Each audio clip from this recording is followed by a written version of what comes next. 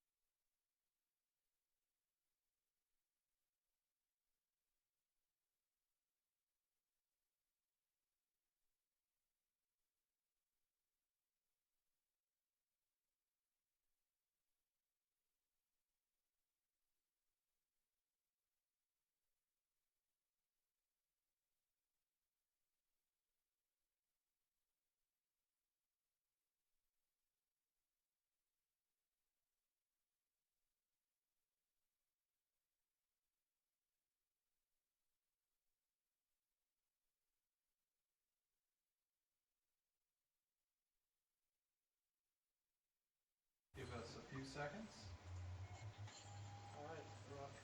All right, we're on the air. Board of Selectmen's call to order February 25th, 2021 at 6 p.m. I'm going to take a roll call. Sheila? Here. Pat? Here. Mike? Here. Ed's not here this evening.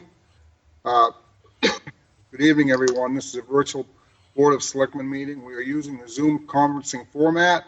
The webinar ID is 985-6289-0736. If you wish to make a public comment and speak on an agenda item, please use the raise your hand feature on your device. The moderator will be notified and will unmute you. Please identify yourself before making any comments. Item 2, approve the February 11th, 2021 Selectmen minutes. So moved. I have a first and a second. Take a roll call. Sheila? Aye. Pat? Aye. Mike? Aye. Alan says aye. Motion carries.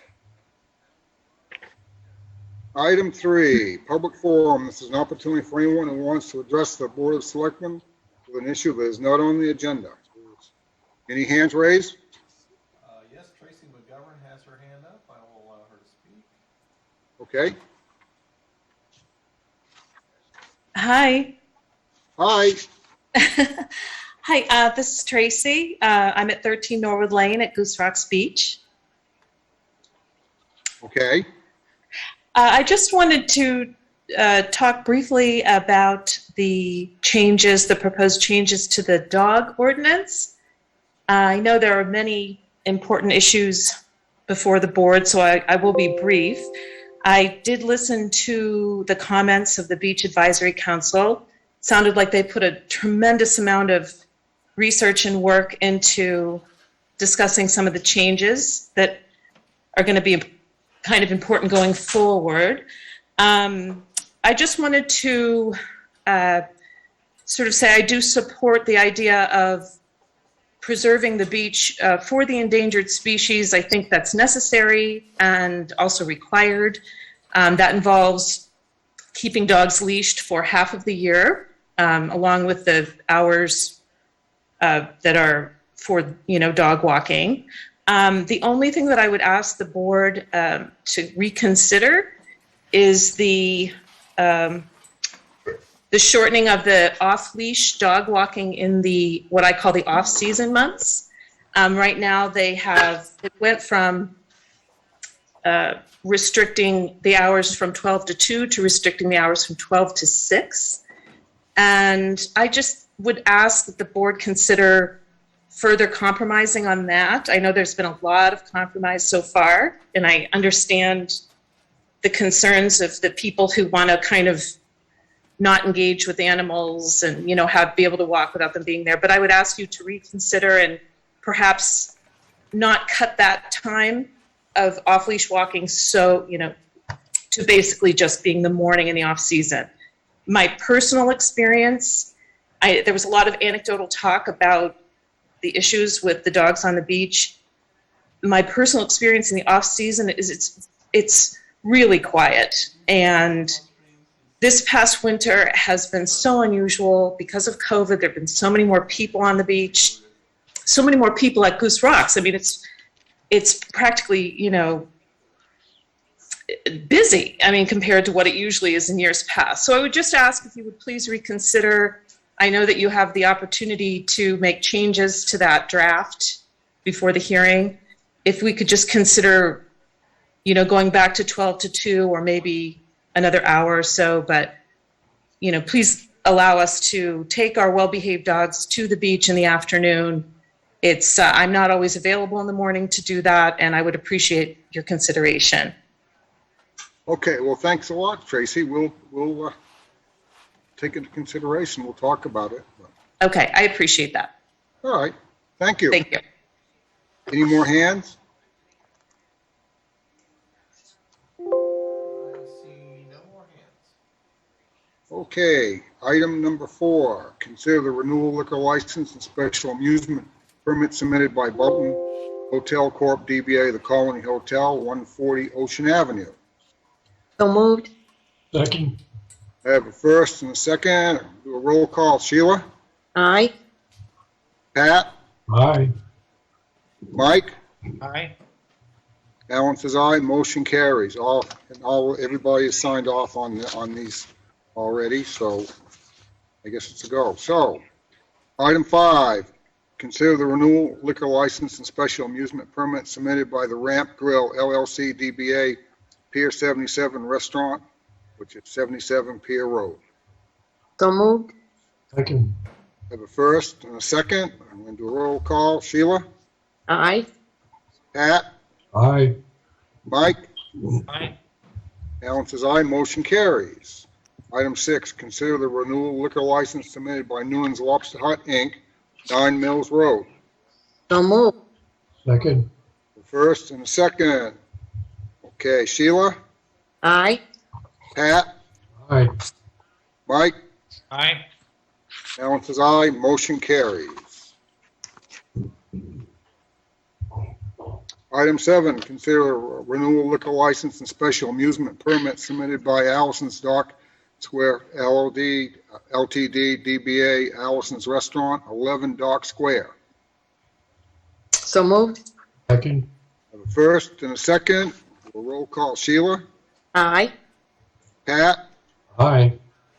Mike? Aye. Alan says aye. Motion carries. Okay, appoint Dr. Tilney. Tilney, excuse me. My glasses aren't that great. As town doctor. Yeah, Dave, can you bring up Allison? And Dr. Tilney's here as well, and I'll let Allison introduce Dr. Tilney, and then he can say a few words.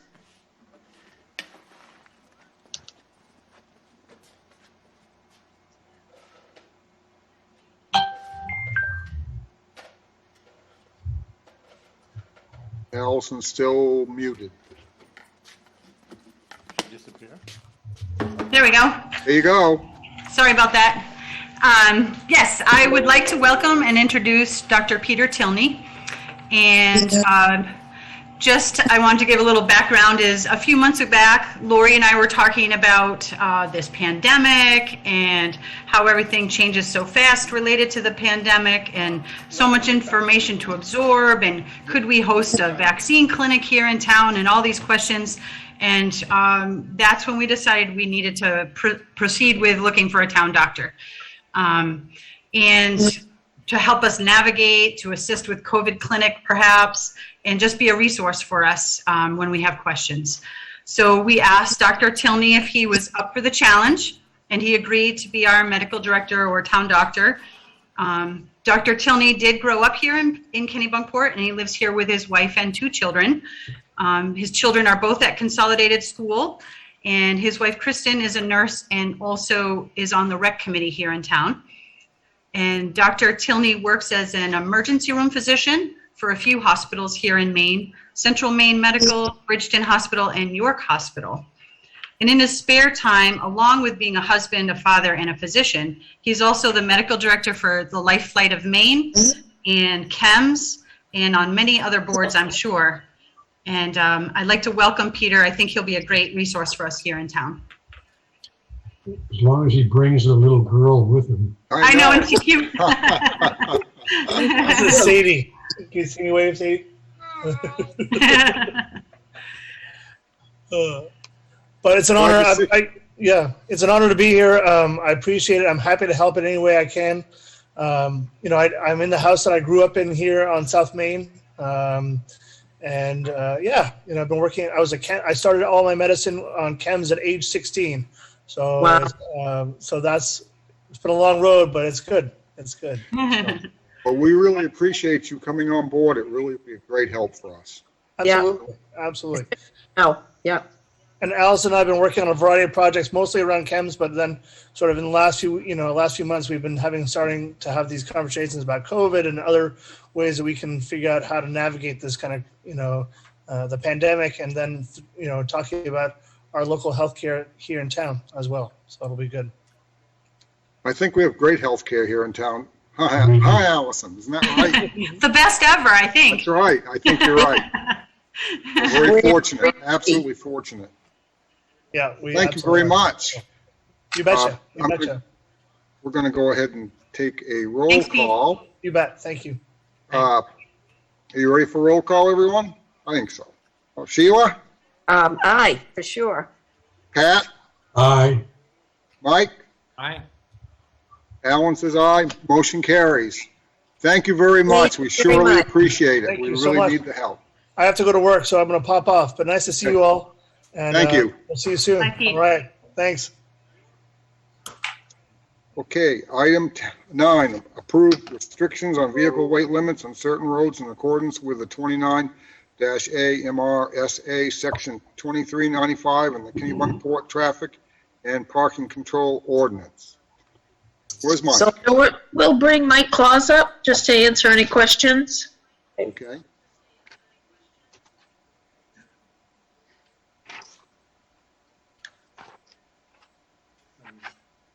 Hi. Hey, Mike. Hi, Mike. So it's that time of year again. It And is. it's the same list of roads, right? Yes, it is. Same list of roads. So when did you want to start doing this? March On the 1st. roads? March 1st? Yes.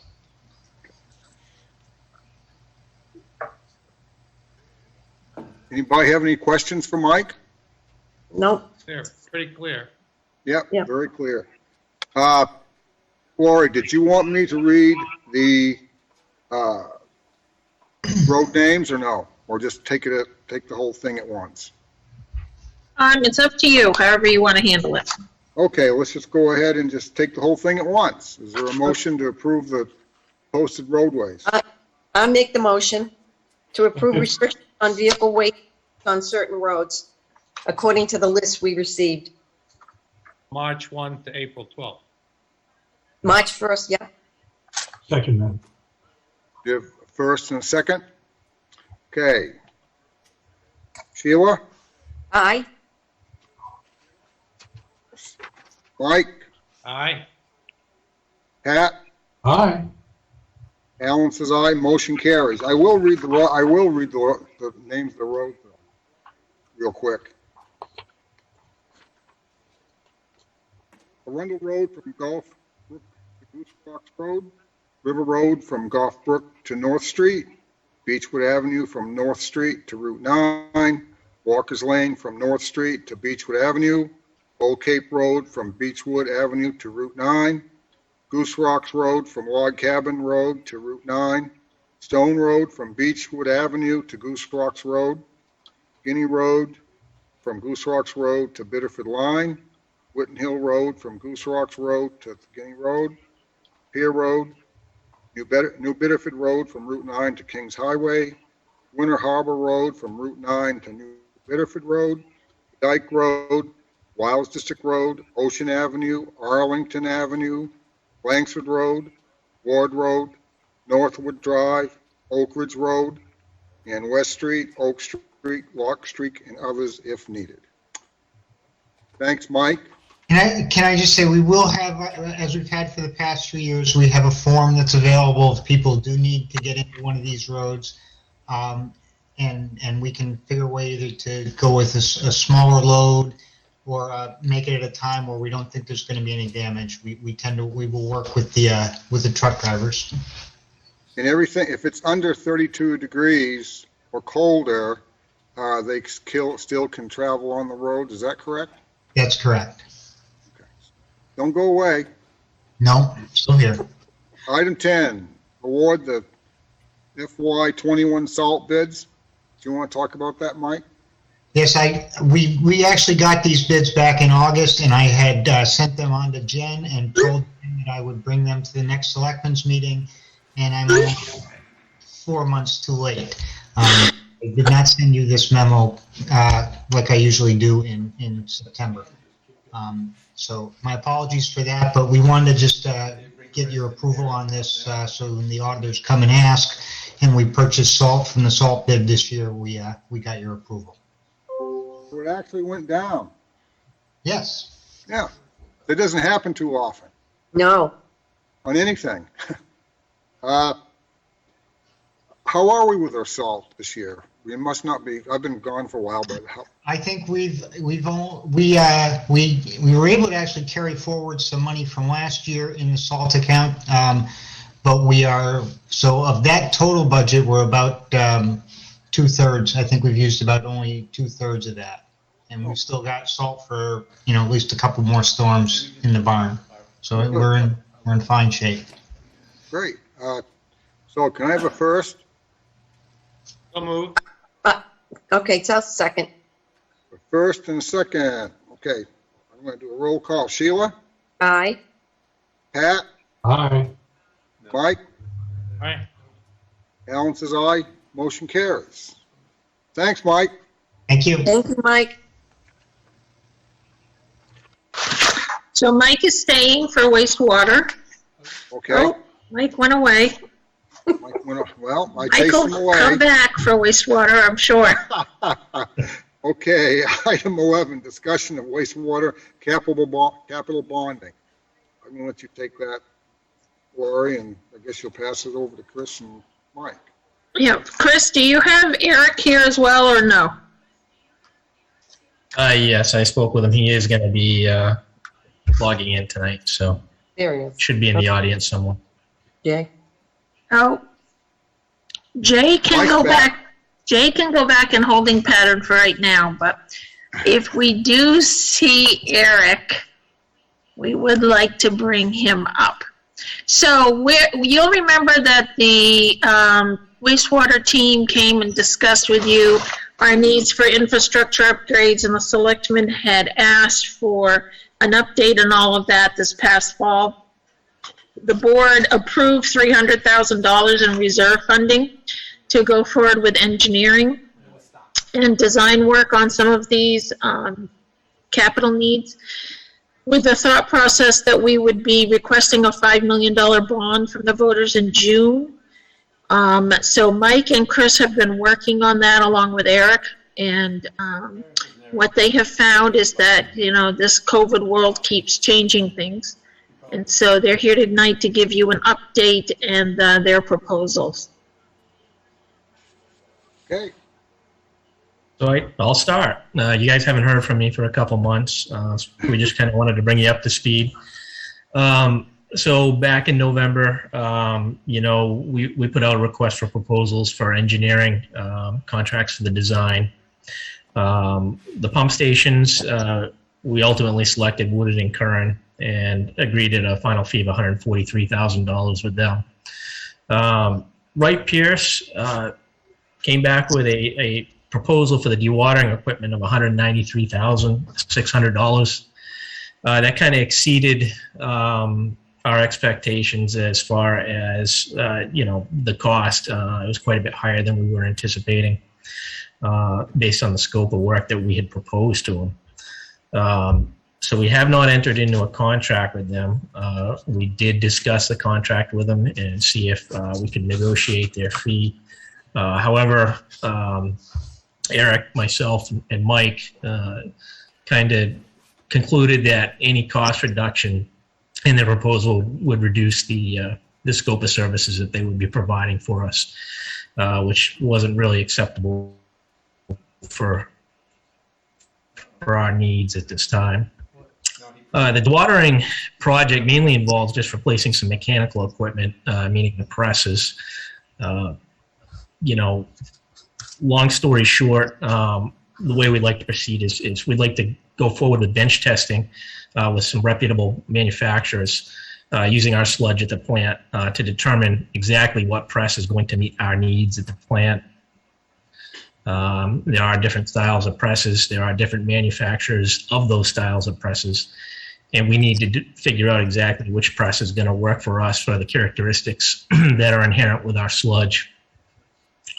What we'd like to do is move forward with that in March and April, and possibly into May, depending on what the scheduling looks like. You know, and it does take some time to get these results back. But we would like to be able to select that piece of equipment by ourselves. And I think ultimately that might lead to a lower cost in the design aspect of the dewatering equipment. Woodard and Curran will likely have the pump station probable cost to us by the end of April. And we will work with the manufacturers of the dewatering equipment to determine what those probable costs are going to be associated with the dewatering equipment. We will probably not have these costs available for next month for the budget discussions. The way that we would like to proceed is to give you a number with a not to exceed based on I'm sorry. There'd be a contingency based. No, let me back up. I'm getting too far ahead of myself. So as far as the clarifiers go, the design work has already been completed for the clarifiers. We would like to move ahead with that. And in doing so, what we are requesting would be able to go out to bid in March. And ultimately, you know, I'm getting ahead of myself again. What we'd like to do is go out to bid in March and get proposals from contractors, and that award, that notice to proceed with the contractor would be based on the contingency that we'd received authorization at the June town meeting to go ahead and bond. Not knowing what these costs are yet, you know, we would basically provide a number to you with a contingency built into it. for budget purposes next month. And at the time of the bond sale, when we have a better idea as to what those project costs are going to be, we could adjust the final amount based on those numbers. Okay, So just to help summarize what Chris was saying, some of what the difficulties we're having are price increases that we're seeing, and what we're hearing from people who have recently done some of this work. And secondly, there is this lag time in manufacturing for some of the equipment we need. So in order to do this work in a timely manner and to try to stabilize costs as much as we can, we feel like we need to move forward, but we also need June town meeting vote. So we're looking to go ahead and bid these before we actually get approval from the voters, with the understanding that any contracts would be contingent upon that. And then we would be able to schedule the work accordingly so that in the next year, we're able to accomplish it with manufacturing lead time and construction schedule that works for when we are at our low flow time period. so what we're looking for is, instead of 5 million, $6 million. Is that correct? Yes. Not to exceed. Not to exceed. I mean, And they are in hopes that we would be able to come in under 6. But at this point in time, because of the timing of when we need to finalize the warrant and where we are in the design and bidding process, we just don't know that at this point. Okay. And Comments? Go ahead. And what we're finding with the manufacturing lead times, especially with the clarifier mechanisms, if we were to wait until after town meeting to put that equipment out to bid, we would likely not have that in time to make that, fall, winter of 21, 22 timeline, because that's the period of our low flow. That's when we need to accomplish the project. So we would likely have to put that off for the following year. Going out to bid in March would help us be able to accomplish that this coming year. Okay, any questions from the board? Yeah, I've got one. Comments? Will it be accepted when we go out for bid with this kind of a contingency? Or does do they not want to see that and not want to bid? Is it going to be a problem if we do it this way? Yes. I'm not against it. I just want to know what to expect. Sure, and you're talking in terms of the contract, is correct, Pat? Yes. Yep. So we have a mandatory pre-bid meeting where this was going to be explained to any potential bidders, just to let them know that, the notice to proceed wouldn't actually take place until we had authorization from the town at the town meeting. So at that time, they would have time to ask questions or address any concerns that they may have in making that work. But ultimately, it will go forward, right? Yes, we hope so. Unless there's something that we're not anticipating that comes up. But yes. Okay. And we have checked with the attorney to make sure that this would be legal for us to do it this way. And he has said yes, that we can do that. And I don't know if Mike and Eric have anything to add. Right? I think the bidders, I think once we explain to them, as long as they aren't being asked to, put upfront any money before the town meeting vote, they're going to be fine with that. And I think we can arrange the way the procurement process so that they can at least get the orders into the manufacturers, and they can tell the they can figure out that they don't have to put a deposit down or anything like that just to get in line. It's really just a question of them getting in line to make to have some of the components we need manufactured. How about you, Eric? Is there anything that you want to add?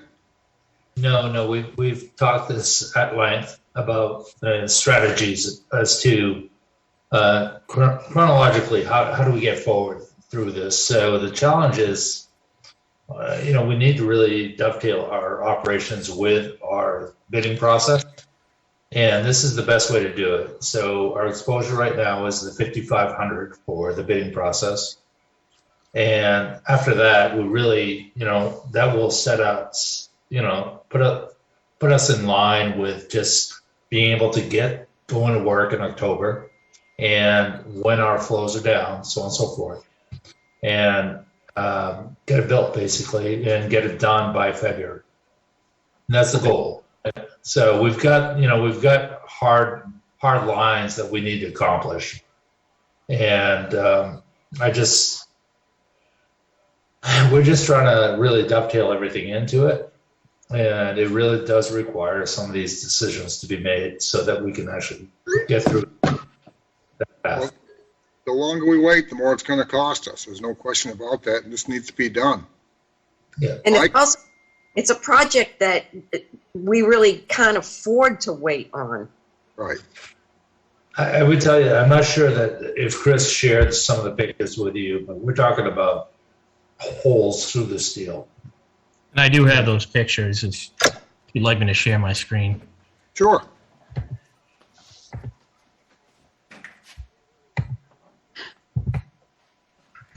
So, can everybody see this? Yes. Yeah. Okay. So basically what you're looking at here is, this is kind of the stilling well that exists in both of our clarifiers. And for any of those that have been to the plant, those are the circular buildings that we have. This is the stilling well. This is kind of where everything comes in, and it's kind of a static zone to let everything kind of settle out. And this piece of equipment is basically responsible for moving all settable and floatable solids. This entire stilling well is steel. You can see, we're starting to get a lot of deterioration here. It's very brittle. If I can move to my next picture here, figure out how I can advance this.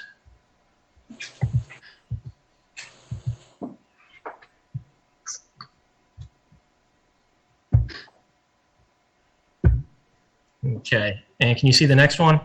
Yep. So this is basically what we call a scum ramp.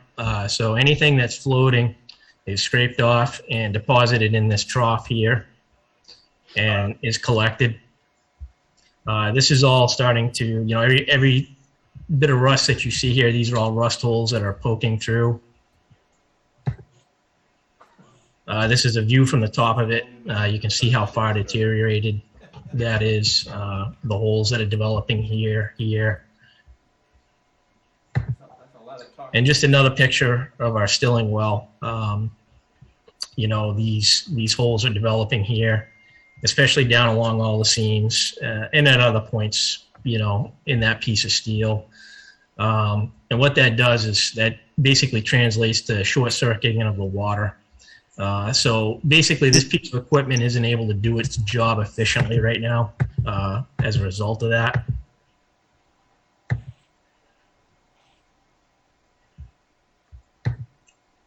And I'm trying to figure out how to get back to you guys. Yeah. Stop sharing at the bottom.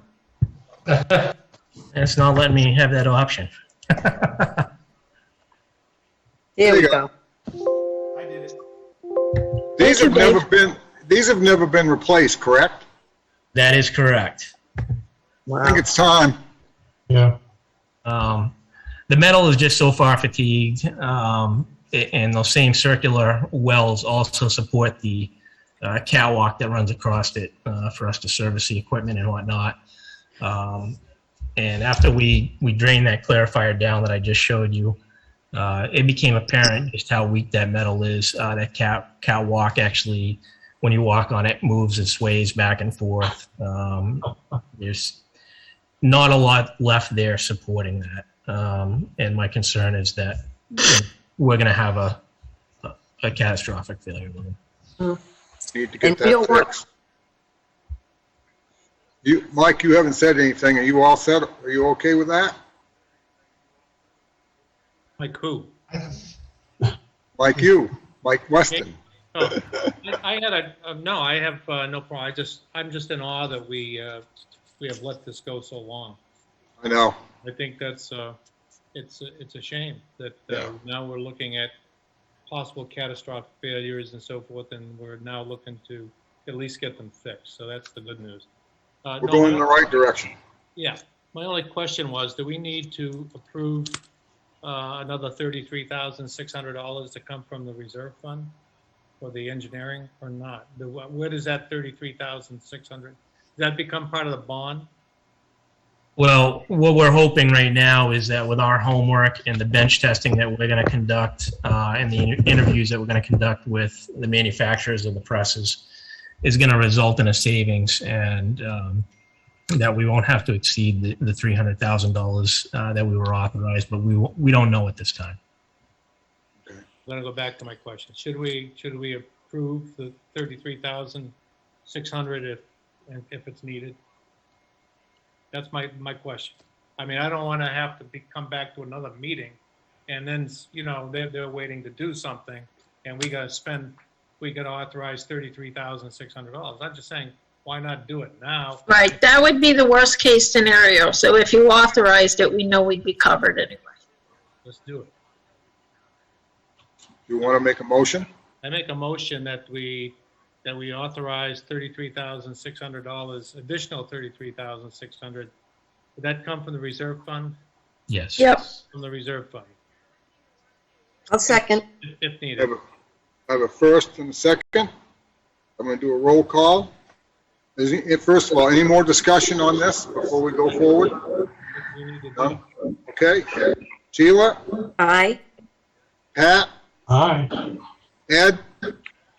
Excuse me, Ed's not here. Mike? Hey, Alan says aye, motion carries. So, are we finished? Lori, did you need an authorization to move ahead with the bidding in March? I don't think we need authorization to move forward with the bidding, but that will be the plan. Yep. Okay. Yep. Okay, well, thank you, guys. Thank you. Item 12, good luck. discussion of radio tower project. So we need to bring forward Chief Sanford and Chief Everett.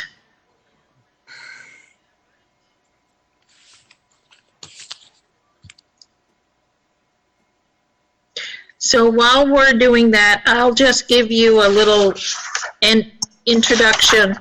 As we've talked about with you through the capital planning project, the radio towers are in need of replacement, and we have reserved $250,000 in the current year budget towards that project. And I have in the proposed budget for FY22 another $250,000.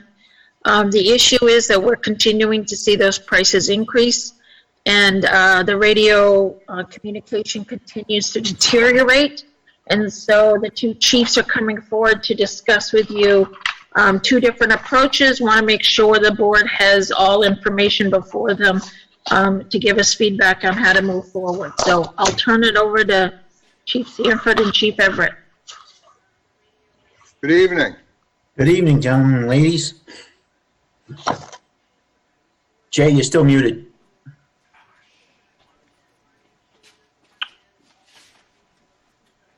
Okay, how's that? Great. All right, so where did, You're All right. sharing your screen now. yeah, okay, good. I lost it on mine briefly, and so we'll go ahead and you're gonna start the first part. So folks, we're just going to review real quick what we did. You understand the project. We met as a committee to address issues we were having with communications with all town departments. Go ahead, next slide. There was a list of folks that were involved. The situation is we have the lack of infrastructure right now. We can't talk to our emergency personnel. With modern issues, everything is Wi-Fi in houses, and your high energy efficient lights in your house. All those things are starting to break down our radio communications, and the current stuff that we have in there was late 90s, early 2000. So it's all outdated. Go ahead, Jay. we are unable to get that stuff repaired because it's so old. The communications companies don't work on them anymore. So when we have a radio go down, we can't even get it fixed anymore. And like we said, we have the inability right now, in most cases, to talk to emergency personnel on a portable in Dock Square, Goose Rocks Beach, in many parts of the town, which you can imagine is pretty a dangerous situation.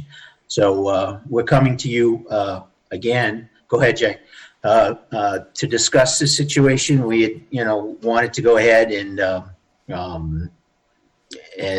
try to save for this project, but we've looked into another option which may help us out here, and Jay's going to go ahead and give you some exact numbers on what he found out. Go ahead, Jay.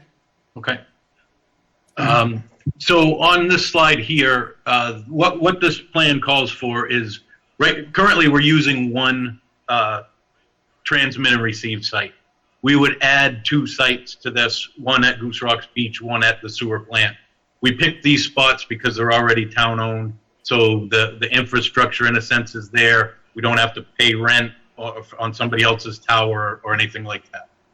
So this screen here just has a quick, I just wanted to show, this circle here is a 6-foot circle, so that the tower fits inside of it. The tower is a triangular shape, tapers as it goes up, but it's about 5.5-foot triangle. So it's not huge. It's self-supporting as well. That's just a profile look of it. These are towers of a project that they're working on right now in New Hampshire. So when I talked a second ago about our one transmit and receive site, you can see right in here, this is the police station. So the pinks and red is really good. The yellow, green, we have good. It's the darker colors out in here, down in Dock Square, along Ocean Avenue, that are problematic for us. So when we add the 2 towers, here's what our view goes to as far as how we can communicate. You can see that we have lots of green all through areas that are problems now. Topography affects it as well, and that's why you still see some blues out in this area. And that's something as calls for services increase out there, that we might need to look at doing something down the road. But we think this will be a lot better right now, because when you're out by the Smith Preserve, trying to help somebody that's injured get out of the woods, it's like being on the dark side of the moon as far as radio traffic. We can't get through to anybody. We have to use other means and get it back to a radio that we can get then to dispatch when we need something. So a little bit of a breakdown. The two-way communication is who we talk to about this, and this total equipment. This is all the radio equipment that would be needed at all our different sites. I have a breakdown of it in the next slide. Engineering costs. Actually, it'll be easier if I just go here. But what I wanted to show in this slide is we went from 1.37 a year ago to 1.48. So as an increase of almost 120,000. So that's basically half of what we put away last year. And that's why the chief and I are coming forward saying we need to think about this maybe and do something a little sooner than over time. So the cost breakdown is for equipment is $703,000. That's all broken down here where it's going to go. Dispatch equipment, so that's in the dispatch part of the PD. There's a radio room downstairs in PD that needs stuff. Putting up a site at Goose Rocks and the wastewater plant. Those sites will microwave their signals back to the water tank then to dispatch. That's how this is going to end up working. This money here for a backup dispatch. This is from this building. I'm in my office on North Street. This building, we could transmit calls to our volunteers from here if we had to as a secondary backup And then there's some backup for critical equipment that we have to have in dispatch as well. But he, two-way, put it down 17.5%. That's 600,000 there is what he's quoted us for all this equipment. If you add it all up, it comes up to the 703. I don't know where this 17 actually comes into play as far as this quote goes, but that's what he's saying. So your engineering costs have your engineering, the labor, and the programming of all the system components. All the truck radios, all the police car radios, the ambulance, everything has to be programmed and tuned to a certain level, so our system doesn't interfere with somebody else that is on basically the same frequency, just farther away from us. The two-way costs are what would be for the construction of the towers, the equipment we would need at the install at these sites, all the vehicle radios, which includes installation. And you can see those numbers broken down there. So I apologize. I guess there was some confusion on a number we had 2 weeks ago when we talked about this that was put out there, 360,000. That basically would be what we would need to get the towers up, get them working within our system, and then later on go to where we're both transmitting and receiving on all three sites. And there were some factors in there that there was $10,000 worth of equipment that we would have to buy, that then for this, call it the first phase, to put the towers up and make those towers talk to our existing equipment. And the rub comes is that $10,000, that equipment isn't needed for when you go to the second phase, which is police and fire would be on a digital platform. And the rest of the town, the public works, wastewater, things like that would stay on an analog platform. Lot to So swallow. that's my spiel. Well, I don't did a know if good- anyone has any questions. You did a good job. I have a question. So you're looking, you would rather Okay, go ahead and, can we stop sharing? There we go, thanks. so you would rather go ahead and do the whole project now, would save some money by doing it, actually speaking, Right. in the long run? Yeah, we looked at bond, and I put some bond numbers in the memo. And basically what it worked out to be is, COVID slowed us down because we started right before it to have these meetings and came up with the preliminary numbers. And in that last year, that 250 that the town put away is now only 130,000, with the increases in labor costs, materials costs, and things like that. So as we look forward, we're at that rate, we're never going to get there. Right. So if we have the 250 that we put in last year and the 250 this year, and we can bond the $1 million, we should be in good shape to be able to do the whole thing. So the other way we were looking at doing it in the phased approach is it would take us a few years at the $250,000 to be able to do the second phase. So in the long run, you're going to pay a lot more for it if that 250 is only worth 130 or 40. Yeah. So that Chief Sanford and I were more of at first, we should do it over time. Let's not make it hurt, make it hurt as little as possible. But when we got into the nuts and bolts of it, it just doesn't make sense. Obviously, if that's what the town decides to do, but this is going to save the town a lot more money in the long run. Any comments from the board? This is similar from when we were expanding the police station. Money was available at a low interest rate at that time. So you save quite a bit by doing it all, funding the whole project now. A point on that, sorry. It's this inexpensive. So I think we do the whole project. A point on that, of the 5-year bond is a $202,000 to $210,000 a year payment, and we were talking about doing $250 for basically those same amount of years, and we would incur all the price increases and things like that. Exactly. Yep. You had a comment, Mike? Well, I just wanted to know when we would be looking at doing it. This is something that can be done pretty much any time of the year. You know, we were looking to be able to have it for the June meeting So and be able to start in July or shortly thereafter. And completion would be when? We hadn't gotten that a hard number, but it's probably 3 to 6 months. Okay, my question is that I got this capital improvement program thing, because there's no date on it, but I think it was in the last month or so, and we had $1.5 million in 2024.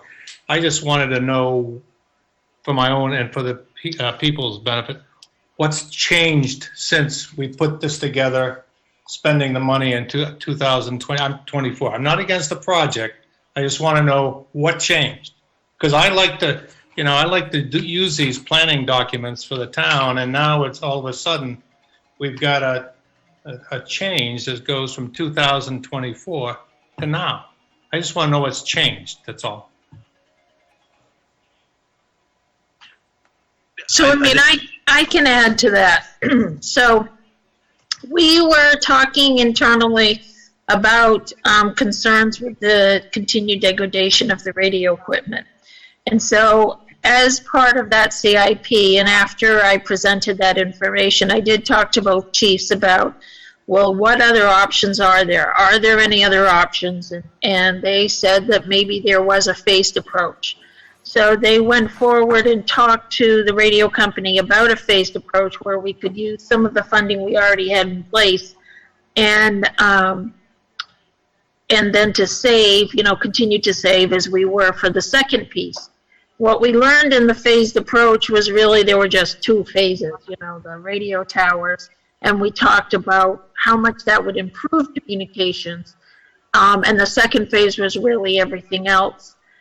And so that got us looking at, what it would take for loan payments, et cetera, like that, and how much we had seen it increase. So I told them to put together a memo to come back to you and to talk to you about what other options there were available. So certainly it was our goal in terms of capital reserve funding to continue to go down that path. But it was this exploration of, are there other avenues? No, I'm just saying it makes sense. I'm not saying the price. I know we need it badly. I'm just wondering what changed, that's all. Thank you. Sheila, do you have anything to say? No, I think it's important that we keep our firemen, our policemen safe, and there should be some kind of contact available for them. This is one of those things, the whole telephone, digital, everything has changed so quickly, and we just haven't kept up, and I think it's time we do. So I have just, go ahead. I also think that, if we had discussed this back when this first came up, that we would have had no problem whatsoever saying, let's do it. So I'm just glad we've done this. That's all. I just want to know why. So why we moved it up. That's all.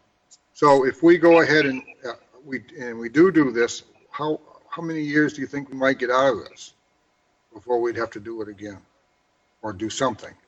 Well, you have all your infrastructure, your antennas, your towers, and all that. Towers don't usually have to be replaced at a faster rate, but every 10 years or so, you're going to need to replace your antennas and all the cabling and everything, because as that deteriorates, that takes away signal and in receiving and transmitting. And then you also have, just like Sheila said, at 25 years of that, it's been out there for a while.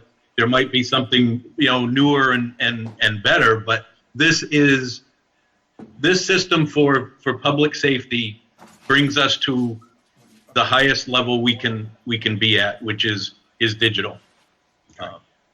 And it's what there is now. Who knows in 25 years? But this system, like the system we're going to be replacing, was 1999, so 20 years or so, 25 years. is what we should get out of it. Okay. I'm all for it. I think that we definitely do need this. I mean, it's pretty hard to talk through 2 tin cans to get a hold of somebody. That's basically where it's headed. Right. So Especially when somebody's in trouble. that's exactly right. Exactly. Yeah. So you're wanting us to go ahead and bond $1 million, is that correct? Yeah. Okay. I'm all in favor of it. I think that we need to do this. I hate to spend the money, but I'll tell you one thing. I'd hate to think that somebody had to get a hold of somebody in an emergency and they couldn't do it because they didn't have the technology to do it. What about the payment rate? You gave us a couple of instances over 5 years and 10 years. Yeah. What do we want to do about that? Is that something that we have to make up our mind how we want to do that now? You just have to decide before before you authorize the warrant in April, because we'll need to know what time period to put in there. So I gave you 2 examples. You can see the interest rate. That's the estimates from Maine Bond Bank right now. So shorter term, the interest rate's lower. We were looking at, if we're looking at $250,000 a year, I mean, the bond payment over 5 years would be less than what we were looking at for a reserve. But you could also spread it out because of the longevity of the equipment. Certainly it would make sense to spread it out over 10 years as well. Well, my thought is we're dealing with the $6 million for the water department, and it might behoove us to go the 10 years, and then if we can always pay it down. But this would give us a lower yearly rate if we're taking out another bond as well. That was my thought. How about you, Pat? No, I'm all for doing it in one, start the process right now and finish it, take it on and do it. What about the 5 or 10 year payment plan? What do you think about that? Well, that's a judgment call, and Laurie would be the best to figure out, where we are in that. It looks to me like it's pretty much 6 of one, half dozen the other. And, are you a gambler or not? It just depends on. Oh, it's a $40,000 difference. Yeah. So that's significant to me.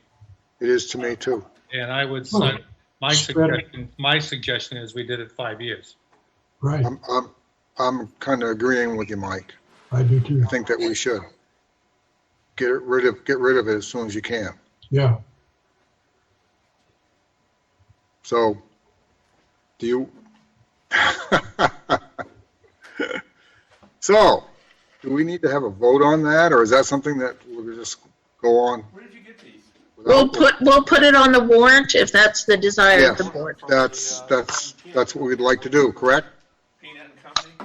Well, Sheila doesn't want to do it, but No, she, Oh, I think we have to do the project. The project we have to do. I've always been a believer, like if we did do the 10 years and we wanted to pay, we could. I mean, I'm just thinking of the mill rate and how much it's going to go up, and if we can, save a few pennies over the time period. Anyway, you know what I mean. I was just wondering when the last time we paid a bond off early in time. I can't remember one. I don't. As a business owner, we often do that. We give ourselves that option, and then if we want to pay it down, we can. And so that was my thought. I'd like to make a motion that we accept the proposal with a 5-year bond proposal. I second that. I have a first and a second. Any more discussion? I'll take a roll call. Sheila? Aye. Pat? Aye. Mike? Aye. Alan says aye. Motion carries. Great presentation. Thank you. Yeah. Thank you, guys. Keep us posted. Sounds like a Get really it done. So Chief Everett staying for the next item? Okay? Yep. Good night, Craig. Thanks, Chief. Okay, item 13, consider fire chief's request to return a Kittredge purchase truck back to Atlantic Volunteer Engine Company. We had an equipment failure on the ladder truck in Cape Porpoise last week, to the point where I think we're putting good money after bad. The truck's 32 years old. It's not on our capital plan. We were phasing it out anyway. I did keep using it until something like this happened, because unfortunately the truck wasn't worth it. It wasn't really worth anything as a trade-in or anything like that. The aerial ladder on it is made by a company called Han. They've been out of business for about 20 years or so, and it's impossible to get their parts. So what it boiled down to was a $5,000 repair for a truck that I don't think anybody would give us $5,000 for, if it worked 100%. So are you going to replace it with anything? No, this isn't on. I did move a truck to Cape Porpoise, so that we have coverage there. But this was a truck that wasn't on it isn't in the replacing plan of our vehicles. So what'd you move there for a truck? Right now, engine 13 out of Port Village. Which is that a pumper? That's a pumper. Yeah. Our plan all along has been to move towards only having one ladder truck. It's not needed, especially in a town like this. And this was the older one. In a few years, on the sheet that Mike was referring to, you'll see that there is a ladder truck replacement, and we are going to maintain the one instead of two. Okay. Any more discussion on this? This is just the normal thing that we've done with Kittredge bought trucks, is they give them back to the company. The company disposes of it. If they get any funds for it, the funds go back to the volunteer engine company. Okay. That's been a great truck all these years too. You know, that was a well-built truck for, I think, what did we pay for it? 250,000, something like that. Right. Yeah. Yeah. And the people that ordered the truck, I think Dan. There was a lot of work done to get it, and unfortunately now to replace it, you're looking at a 75-foot stick like that at between $800,000 and $900,000. Well, they did a great job when they bought it. Yep. Yeah, they sure did. I hate to see it go. Could I have a motion? No, I move we retire the truck. Yeah, well, make the motion to return the Kittredge purchased truck back to the Atlantic Volunteer Engine Company. Can I have a second? Second. I have a first and a second. Okay, I'm going to take a roll call. Sheila? Aye. Pat? Aye. Mike? Aye. Alan says aye. Motion carries. Thanks, Chief. All right. Thank you very much. Good night. Hopefully you'll find a good home. They'll find a good home for it. Somebody may want that. Yep. Okay. Discussion, item 14, discussion of short-term rental ordinance. I guess there's a few things that we're going to add to it that we talked about the last time. A few changes and whatnot. And then we're going to talk about the fees this evening. After the select board is done talking about this, I'm going to open for public discussion. So, Lori, I guess I'm going to pass this to you for a second. Sure. So in your packet is the most updated copy of the ordinance. There were 4 changes, as I noted in my memo. The first one was under section D3, which is advertising. We had received feedback from the public about concerns about being out of compliance with the ordinance in the beginning and then in future years. So the ordinance does not take effect until January 1st, 2022. So everyone in 2021 would still be in compliance as the ordinance hasn't taken effect. We've added a sentence that says that if you are a licensed short-term rental in good standing, you may advertise for beyond the current licensing year. So we just wanted to clarify that. Under section E5, the transitional provisions. It previously had a date that was vacant, and so we have changed that out to say that they must submit an application to the town clerk by the advertised date. And that's language that we have used similarly in other portions of the ordinance. We also received feedback at the last meeting about section G, which had what they need to comply with as well as what they must submit. And under that section, we had an evacuation plan, and it was asked whether or not we thought that was overboard. And so we did talk to the town attorney, and Werner and I discussed that, and that section has been removed. And the last section was under J, penalties. And the first sentence said, in the event the owner or owner's guests violate this ordinance, and so that has been changed since guests was a question, they're not defined anywhere. It should be owner or owner's short-term rental guests. Gotcha. So those are the 4 changes that were made to the ordinance. I don't know if there's any questions on that, or Werner wants to add anything. I don't have any. How about you guys? No, Sheila? No, I'm good. Yeah.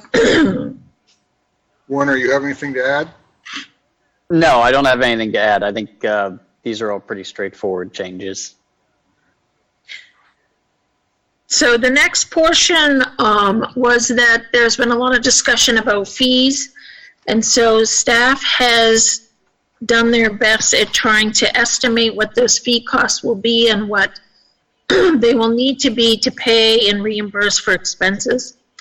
So we do know that our estimate for the software licensing, based on how many rentals we think we have, because the licensing fee adjusts based on how many rentals you have through your licensing software. We estimate that that will be about $50,000 annually. We think we need some other technology to go along with that, which is about another $5,000. So then the question is how much staff time will be involved. So certainly we have inspections, and I'll let Werner talk a little bit about that process as well as administration. So we've given you 3 scenarios, scenario A, B, and C, that take us anywhere from costs of $62,000 to $122,000, and that doesn't include the $55,000. So if you add that, you're somewhere between the $100,000 and $175,000 in terms of total costs. So Werner, do you want to just talk a little bit about administration and those costs? Sure. Yeah. Yeah. So as you can see, we've got a couple different scenarios here. Given some kind of estimates on what we may see for staff time. I think it's important to note where we're doing our best to make an educated guess in terms of how much time we may be dedicating towards this. I think in the very beginning of this ordinance, most of our time, I believe, will be spent on the administrative side, getting applications put together, assisting folks with the online application process, as well as answering any questions. My hope is that as we progress in future years, that the administrative staff time would decrease as folks become accustomed to the system and staff becomes accustomed to working with this process and this ordinance. But at this point, we have some some broad estimates in terms of how much time we anticipate that we could potentially have to spend with the administration of this ordinance. Well, after the first year, I think we'll have a halfway decent idea where things will end up. So We get it, for sure. It's the first So- year, and hopefully we'll be able to figure it out within that year. Go ahead. So in your memo, we have three scenarios associated with the three cost scenarios. Since you have chosen a two-tiered fee system, Werner has looked at the data that we have available based on rentals that are probably going to be licensed and the number of bedrooms they have. And so he has worked out these three different cost scenarios that would probably equate to that. Of course, none of this is guaranteed until we go through a season and we better understand all of that.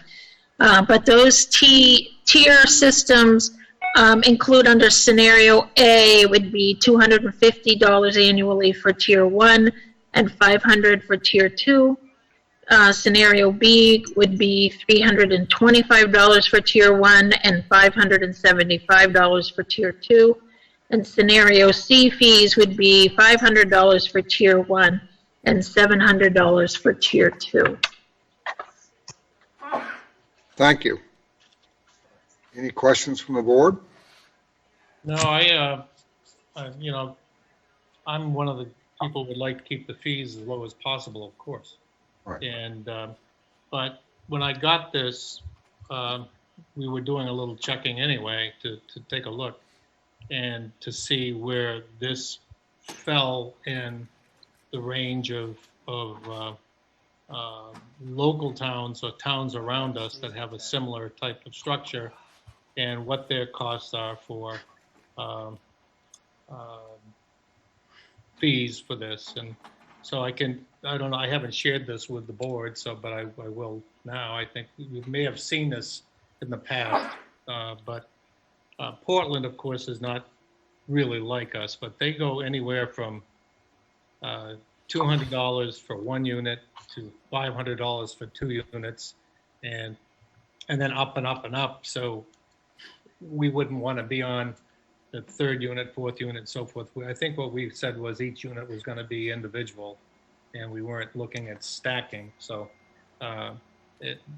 Portland would probably not comparable. South Portland, though, has just implemented theirs, and they restricted theirs to a specific zone in town, and their fees are $400.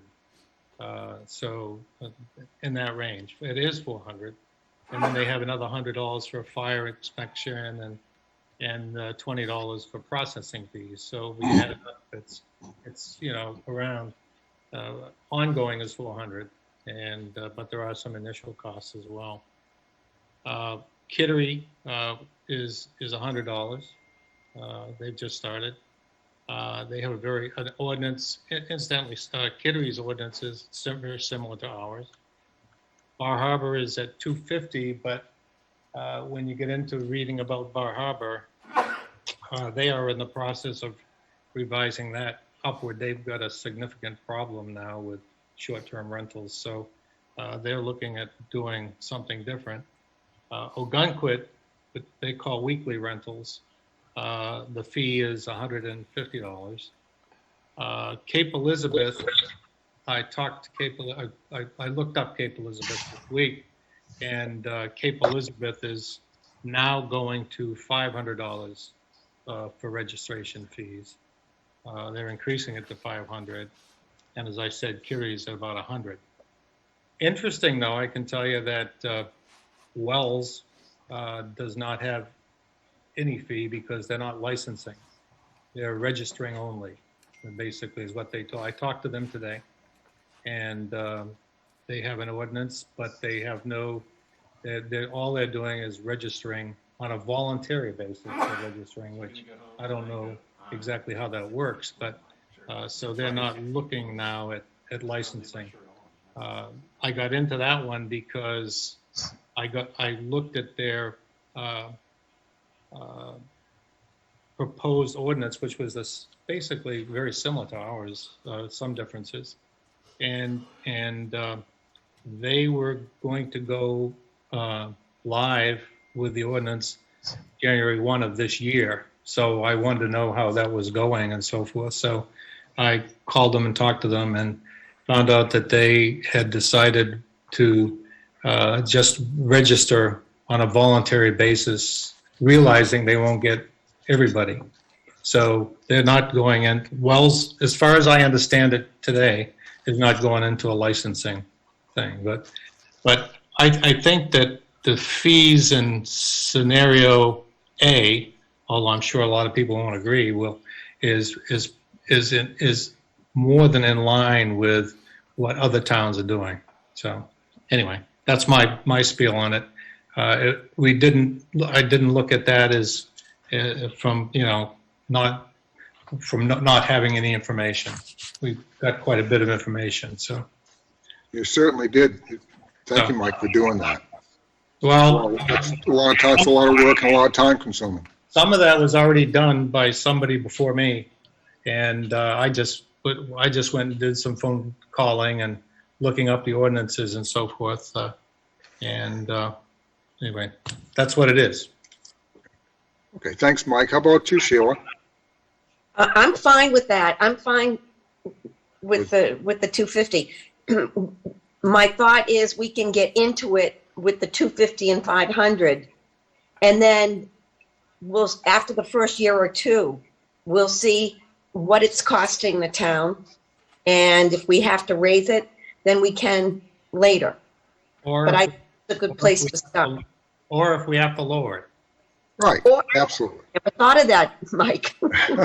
Yeah, no, I mean, well, you got to be fair about it, and if we find out that the cost is covered and is down, I would like to point out though that under scenario A, I think anyway, the way I read it is that under scenario A, if the costs, think of it this way, if the costs are incurred as of scenario, the high end, the 500 and 700, that if we go with the 250 and the 500, then the town is absorbing some of the costs of the licensing costs. So we would, that's the way I read it. Is that right, Warner? Correct, yes. Yeah, I would assume that there's some absorption there. So all of the costs would not be passed on to the renters if we picked that. I just wanted everybody to be clear on that the selectmen, that is, that we would not be, based on the numbers that we have, that we would be, the town would be paying some of the costs initially. That's what I've got. My only comment, and I'll make this one comment, when we were planning this and going forward early on, we talked about people holding on to licenses even if they don't rent their place. And my thought, and of course at this point we don't have a maximum, we don't have a limit as to who can and cannot, or who can. And if that's the case, and then we have people who are looking for licenses and who are on a wait list, it may be, I don't know, I was thinking that if we had, say, section C, if we had the scenario C, 500 and 700, they wouldn't be as apt to hold on to a license if they were not using it. That's my only comment. But I'm fine with scenario A. I'm fine with it now. Yeah, I would be reluctant to anticipate that people are going to do that. Hold on. I'm also fine. I'm fine with scenario A. Yeah. The first one. I think we're all on board with that. What's that? No, I say I am also. Yeah. So I guess, Laurie, that we're fine with scenario A. Is that something that you want us to vote on, or is that something that put it in the ordinance, proposed ordinance? Well, we had agreed that it wouldn't go in the ordinance itself because we've taken fees out of ordinances when we went through the codification process. But I know that there was public request that you discuss those fees. So I don't know if there's any public input. Yeah, I'm going to ask for that.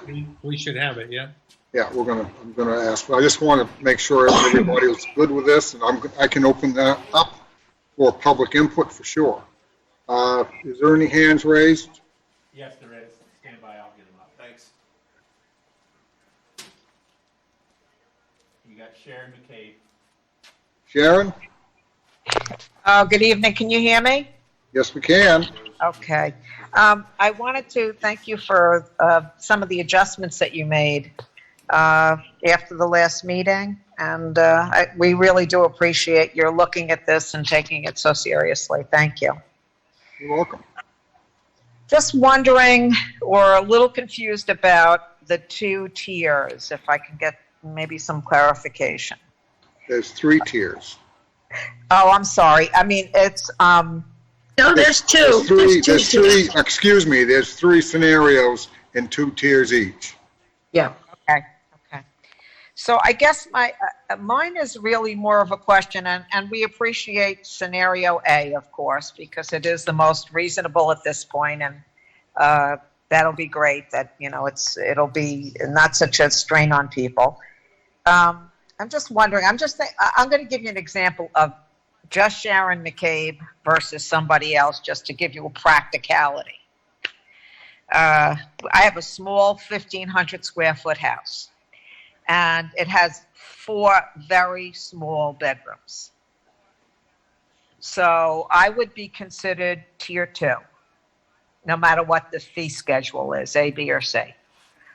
Where somebody with 10 bedrooms in a different area in a gigantic house would be paying the same fee as my little 4-bedroom, 1,500 square foot house. And I was just wondering what your thoughts are about it. And then my second thing is just wondering if there's any reason or what is the reason for the 2 tiers, and how can it be made equitable for somebody in, say, my situation? That really my house, what I would rent my house for is nowhere near one of these ginormous, as the kids would say, houses. What people would get on a weekly basis versus what I would get, which would be very, small, and yet I would be paying the same fee as somebody with a tremendous house. But on the other hand, whatever the fees are, I'm just wondering why not just have one fee, and because we're all getting a license. Why delineate between 0 and 3, and then 4 plus, because 4 plus again could be 4 plus 6. That could feel like 2 houses. So I'm just wondering. So Sharon, I understand what you're saying. What would you suggest that would make it equitable? Well, I was just hoping for just a 1 fee thing, just because it's so hard to say, that this is what it's going to be for one, and then the second one is going to be, so much more in some cases, and there's no way to tell what to charge the big houses or the little houses, and make it really fair. So maybe it's a license, and so the license says this is what you must do, and this is what you must pay, and it's the same piece of paper, because we can't compare to one another, because we're all different, and we all have different sized houses and different needs and different amounts of people that are going to be staying there per the bedroom count that you guys have delineated, which I think is fair also. The bedroom count is fine. It's just, 2 per bedroom and then 2 extras in another area of your house. That's terrific, but just wondering if we could somehow consider just a fee, whatever the fee is. Sure, I would love Wells and their rules. It sounds terrific to me, but I'm not the boss here, so I can't speak to that. But I'm just speaking to looking at it from Sharon McCabe-ville of a small house with 4 tiny bedrooms. and I'm going to get charged the same thing as somebody with tremendous. And why not just try to make a fee that's just a licensing fee and not having to do with how big a house is, because you can have a 3-bedroom house that has 5,000 square feet and they're going to pay that smaller fee, right? They're on the ocean. They're on the, on the Kennebunk River. They're on wherever they are. And they're going to pay less than I'm going to pay in my little 4-bedroom, 1,500 square foot house. It's, seems, I don't know, doesn't sit right, I guess. Thank you for asking, by the way, Mike. I appreciate that. I don't know if I made it any clearer at all, but. I understand your point. I do, yeah. All right, so just a thought, hoping maybe you guys can reconsider. Okay. Anybody? Thank you, Sharon. Anybody else? Thank you, Alan. Welcome.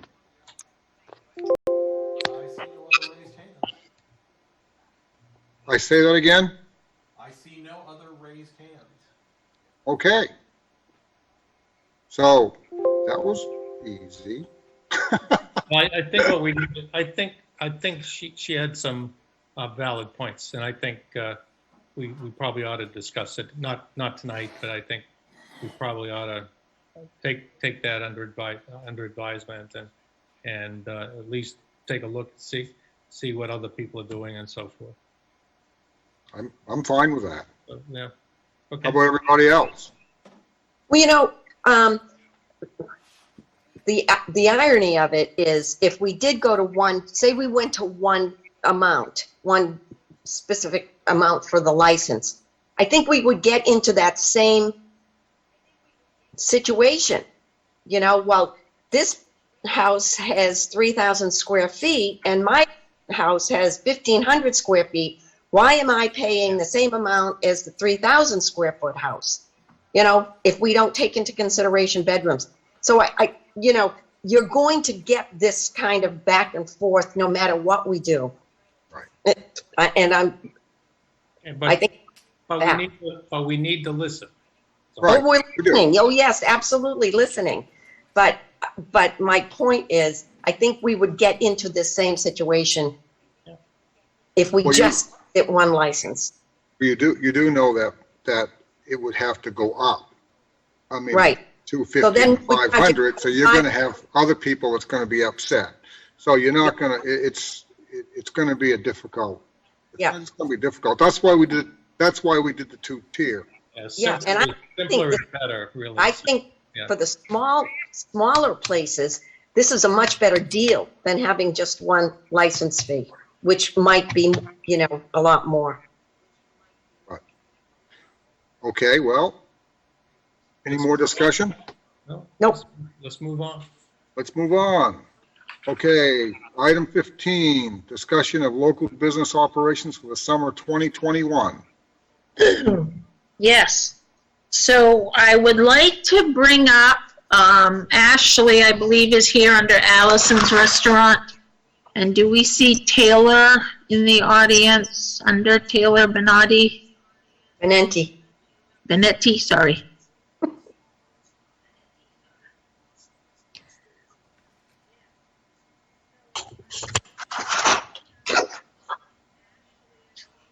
David and Michael, you're doing that? I am. Okay.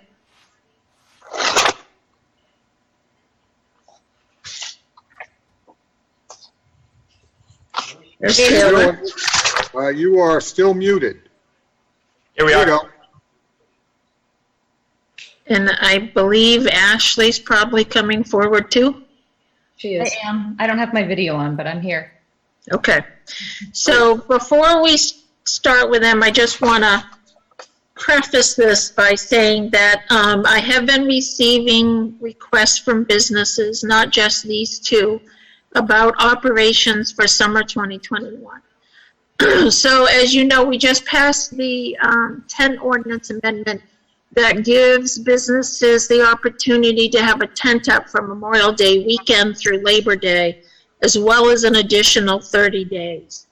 And because of the continuation of the pandemic, and even though the vaccines are coming out, I think that businesses are concerned that people are still going to really want to partake in outdoor activities for summer 2021.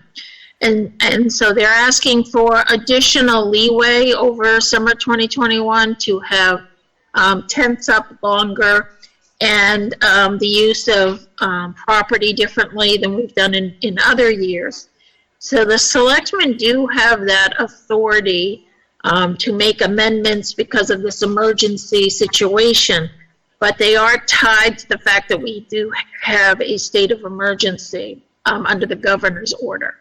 And so if the governor's order were to stop in the next few months, and she were to let that relinquish some of our rights, such as being able to do virtual meetings, as we're doing right now, would go away, as well as the emergency powers under the emergency management ordinance. So I just want to make sure you're aware of that as well, although businesses are looking for some stability in terms of their operations this summer. More specifically, hurricanes and Allisons were able to use part of the parking lot last summer in order to have outdoor dining. Currently, they're still under requirements by the state that minimizes how much dining they can have inside, even though people are dining inside now. And so that's impacting operations as well as the public's experience in terms of dining, because they are in-town lots. So with that, I'll turn it over to Taylor and Ashley to talk about, what they're hoping for this summer. I'll go first. So yeah, I think last season, the tent spaces that you allowed us went very well. I think we were able to control everything out there. No incidents happened. Alcohol stayed within the tent. The guests loved it, and I think, something Allison's and I were always kind of missing out on was maybe some outdoor dining. So I think it was a good thing for people regardless. But I think with the continuation of this pandemic and vaccines only now being offered to 65 and up at the moment, I think it's still a huge push for outdoor dining. Definitely through the end of this year, I think it's a huge thing for both Ashley and myself to have the ability to have some outdoor dining, as we are a bit more landlocked than some other businesses in town. I guess the biggest thing for me was just kind of hoping to get some approval, sooner rather than later if possible. That way be able to, better manage and, plan for staffing and, equipment, tables, reservations, knowing what I can take when people are calling, and be able to better answer everybody's questions when they're asking me these things. So that's kind of where I'm at right now.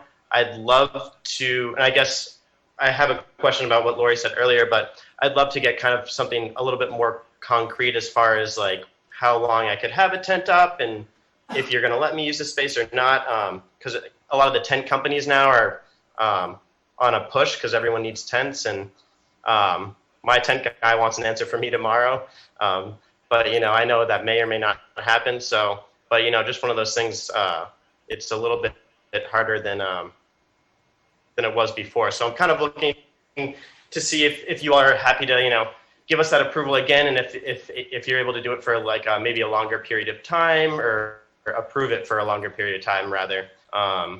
So yeah, that's kind of where I'm at right now, because I know outdoor dining is going to be huge. Okay, well, thank you, Taylor. How about,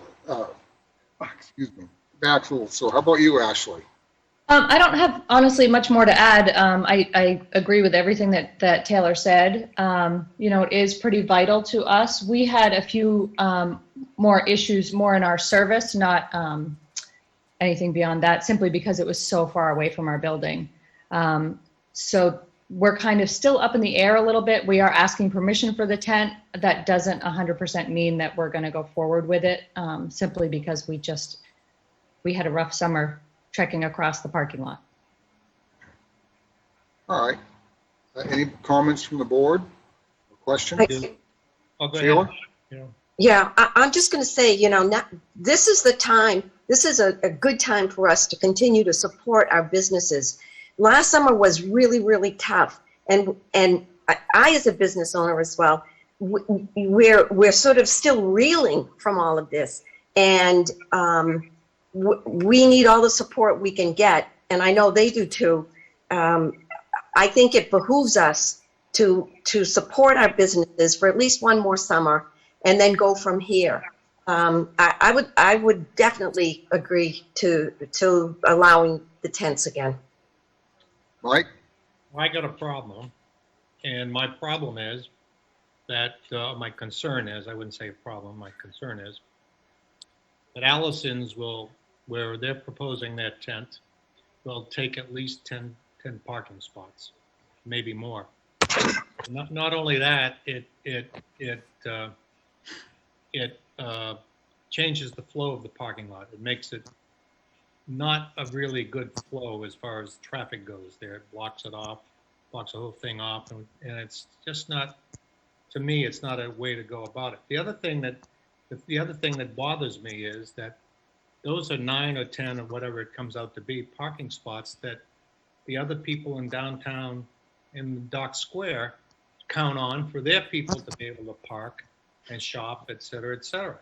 And that takes the whole thing together between what I'm looking at here is we take away between 13 and 15 parking spots, because where the tents are for Allison's, even though it takes 9 spots, it's got 2 spots almost right next to it you won't be able to use. So you're looking at let's see, 9, 12, let's say 13, maybe 14, but let's say 13.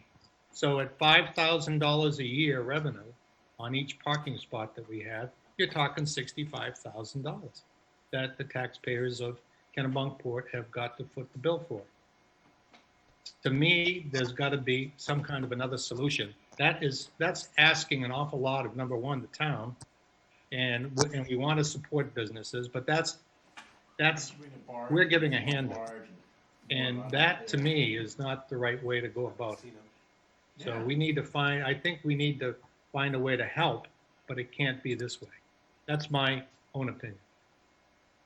Is that specifically? So I just want to clarify, the information you have in your packet in the map was the original request from Allison's. And so you can see the tent right behind Allison's as well as one right behind Hurricanes.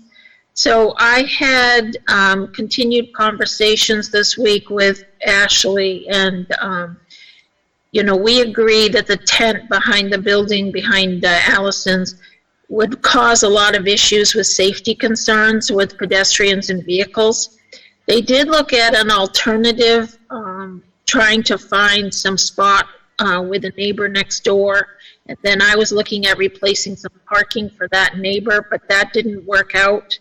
So now I believe Ashley is here to say, could she have the spot she had last summer? So we would be looking at that last row of parking where Hurricane's tent is. So that would be 1, 2, 3, 4, 5, 6 spots, maybe 7 spots with the corner spot. And we would be looking to do a similar setup as last summer. Well, I have a question. Is it possible that you might be able to shrink the tents a little? Instead of having such big tents, maybe shorten them so it doesn't take up quite so many parking spots? It depends on the amount of spaces you're looking to give out. I beg your pardon? Yeah, I guess it depends how many spaces. I mean, are you looking to give us like parking? I mean, it depends on what tent we can fit in a space. Municipal life never ends. Yeah. Breaking up. I couldn't understand what you just said. I'm sorry. You were breaking up. Some spotty service here. I said it depends on the the tent size depends on the amount of space you're going to give us. So we're going to kind of finagle a tent however we can fit in what you're going to give us. We all want to work well with you guys. I mean, it's very important. It's important, and Mike wants to work well too with you. But we just got to go ahead and make sure it's fair and equitable for everybody. But we damn sure want to support the businesses. There's no question about that. It's like we want to do the best we possibly can for you guys. It's important. The town's important, and you're important. I appreciate that. Yes. I And I think, think we feel the same way. I think we'd kind of do whatever, you would agree to allow us. I mean, I haven't spoken to Taylor directly, but I assume so. But Mike did make a good point. So if you could, let me tell you, I would be in favor of, Ashley, with you keeping your 2 parking spots outside for your takeout, for sure. Oh, That's yeah, absolutely. absolutely. And I would also be in favor of some form of smaller tents where it's not going to be taking up so much room. Yeah, but I'd also like to see this done on a month-to-month basis like we did last year, because if the governor changes her mind and changes how she wants to do things, that we would want to be able to be in compliance with her to make sure that we aren't overstepping our bounds. So I would like to revisit it at least once a month. That's how I'm feeling. I just had a question about that. Yeah. So if the governor does relinquish, the civil emergency order? Or if she changes the percentage of what everybody can have inside their restaurant, something like that, yeah. And that makes you guys not able to allow us to use those spots anymore, or? It's worked. It's the tents. So, I mean, the property is owned by the town, so they have the rights to authorize people to use it. But you would be going against the tent ordinance with the amount of time you want to have the tent up. And so that would be an issue if the state of emergency went away.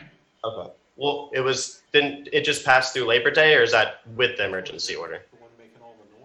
The emergency order is Memorial Day. No, not with the emergency order. The new ordinance is Memorial Day weekend through Labor Day.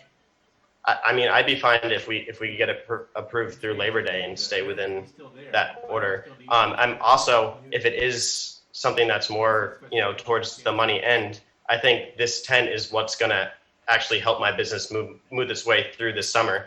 I don't think the indoor is going to be much of a thing. I still don't have all my bar seating, so I would be happy to rent 4 spaces. I think the amount of space that Ashley and I had last year was the perfect amount of space. For what we needed with this pandemic going on. And I think if we are to shorten that or make it smaller, I think, obviously we wouldn't do as well, but I'm happy to open a discussion about renting the spaces from the town if that's something that's an issue or a worry in my mind from Hurricane. I don't know that that's one of the issues is that, downtown people, other businesses use those parking spots as well. That's one of the issues. Okay. And I think that the town, and I'm willing to as well, bend over backwards to help because we use both of the restaurants. I mean, my family does. We didn't this year much, but we used takeout, but we were not able to be comfortable sitting outside with masks on and so forth. So, but we always have used both restaurants. So we want to see them survive, no question. I have one question as well. Sorry, Taylor, are you done? Okay. Alan, you had brought up the curbside parking spots. I didn't know if that was part of this discussion, but we would definitely, even more than the tents, request those 2 curbside spots if possible, however that could work. I'm in favor of that also. Me too. That's important. We want you to be a success. We don't want to hurt you in any way possible. We want to be able to do the most that we possibly can without straining other things. So how many parking spots did we use last year? I had the 2 handicap spots and 2 other spots. So I had 4 total, and I think Ashley had about 3 or 4 total. So I think it was about 7 or 8. So it would be logical to say that we could keep it to that number, couldn't we? Oh, yeah. I would say. So is there some way, Ashley, that you could work it out? I'm looking at the space, I'm looking at the drawing that we got here. Is there any way to move it in so that it's not out taking so much room and so many parking spots? Or can you utilize it the same way that you did last year? You're muted. I'm muted. Yeah, we'd like to, it comes down honestly to cost benefit. I mean, paying for the tent versus how many seats are out there and the staffing and all of that. So, again, we're open to anything that you would allow us. I would have to look at how many seats versus the cost at that point. Well, you've got last year's experience under your belt, right? Right. So we had almost 50 seats out there last year. If we were down to half of that, it probably would not be worth the expense for us. So how big was your tent last year? Taylor, do you know the answer to that? I know it was. We both had 30 by 40 spaces. And then me and Ashley in the tent rental company basically took 3 different tents to create one big area. And then we put a divider in the middle is basically what happened. But I think we could come up with a better tent setup this year with Nick, since we have gone through this with less holes and less ropes, less tents. So how about if we said 7 spots between the two of you? Is that going to work? What if we said the same amount of space as last year? Or the same amount? That's fine too. That would be great. If we could get the same amount as last year, it'd be awesome. I really appreciate that. The only thing that I would like to see is I don't see how we could go ahead and just say that you could do it for the entire season without looking at it at least once a month because of the governor and whatnot. Right. Okay. I mean, my only fear with that, which I understand it, and we'll take whatever we can get. That's for sure. Is just maybe I'll have to find a different tent company, because now they have minimums and how long we can rent them and things like that. So I'll have to do some research on that. Pat, do you have anything to add? Oh, I like sticking with what we had last year. I think it works. Okay. Sheila, are you okay with that? With that. Laurie, do we need to vote on this? Sure. Did I have a motion? I motion that we allow Hurricane and Allison to specifically do what they did last year as far as the setup of tents and use of the parking lot. And can you add something to And that? the parking place. Can you add something to your agenda, a motion that, and we'll visit this on a monthly basis? We will revisit this on a monthly basis. I have a first. Is that enough? Can I ask a question, though? Sure, yeah. Just for my own benefit. Why do we want to visit it on a monthly basis? Well, simply because if the governor changes the way she wants it to do this, and then we're going to come out of compliance because the parking lot is owned by the town, and we have ordinances that we have to adhere to. So if she says that there's not going to be any more, the seating can go back to 75 or 100%, and you don't have to wear a mask anymore. I'm quite sure she's not going to say that, but along those scenarios, I would really like to be able to revisit it once a month. Werner, would we be in violation of the ordinance if we continued, if we continued in the executive order was voided? Well, that's one of the concerns, is that, you'd potentially be in violation of the land use ordinance, by expanding a restaurant use, into town property, that hadn't gone through, a planning board process. The way that this has worked, the way that it worked last year and the way that it currently works is that, our interpretation of the executive order, allows the Board of Selectmen to, make things work, within the community, outside of your standard rules and regs that you have. Only if there's an executive order? That's my understanding. Yep. Okay. All right. I'm with you. we're getting our authority from the governor. And certainly, you know, you're also looking at increased seating. So with Gotcha. the amount of seating they had in the parking lot, along with their reduced seating inside, they were at their maximum Vittler's license and other licenses, but we start to creep into other areas is the concern. I got you, Alan. I agree. So I have a first. Can I have a second? Yes. I have a second. Okay, I'm going to go ahead and take a roll call. Sheila? Aye. Pat? Aye.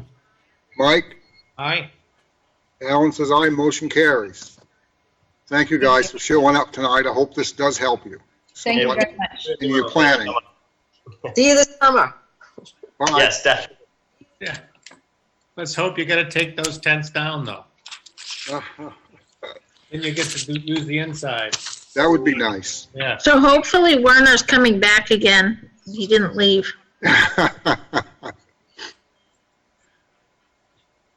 So we also just want to touch base on the other businesses besides the parking lot businesses. And so, you know, can we assume that you will continue to work with the other businesses as we did last summer, the ones who don't need town property, but who might need some leeway in some of these other regulations for outdoor dining? And we'll continue to look at those on a month-to-month basis as well. Absolutely. I'm in favor of that. Yeah, agreed. I think all five of us are. Four of us, excuse me. At least 4. So would you like a motion on that also? She'd like to have a motion. Who would like to make the motion? I'll make a motion. I'd like to make a motion that we assist the local businesses under the governor's executive order for as long as it's in place. Second. Do I have a second? Pat, second. Second, okay, good. Okay, roll call. Sheila? Aye. Pat? Aye. Mike? Aye. Alan says aye. Motion carries. Thank you. Okay, item 16. Consider KHHTS's request for relief from permit fees for Heritage Woods. So Kennebunkport Heritage Housing Trust has started work on their first neighborhood on Main Street. There are 6 homes, 3 single-story and 2 two-story homes.